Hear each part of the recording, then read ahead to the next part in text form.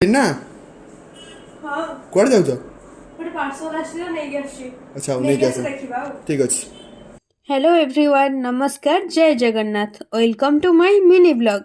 Actually मु मो मांगो पई गोटे मस्किटो नेट ऑर्डर करथिली फ्लिपकार्ट रो ताकू ही रिसीव करिया पई मु एबे जाउची। तो मु तळे पहुंचला परे देखिली जो भाई जनक कुरियर नहीं कि आसीथिले सी आखो पाखर कोठी नथिले। तो मु सामना को चाहि देखिला बेलको भाई टिके आगो को पळैथिले तो मु तांको टिके आगो को चाहि कि आवाज देथिले जे भाई टिके पछ को फेरी आसंतु। तो से भाई जनक पछ को फेरी आस्तिले जेहेतु मु ऑर्डर टाइमिंग रे पेमेंट करि देइथिली तो गोटे कोड दवा पई पड़िथिला।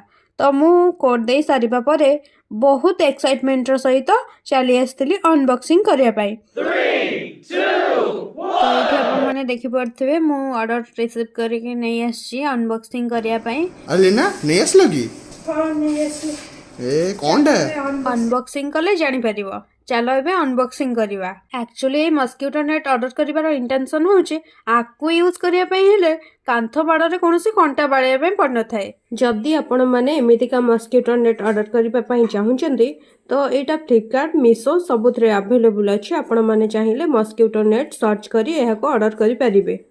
आ भितरे मिनिमम 2 जण लोक ही आराम से सोई परिबे।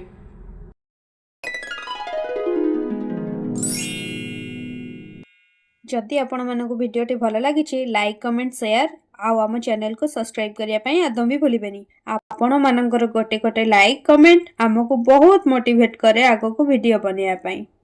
Thanks for watching. जय जगन्नाथ।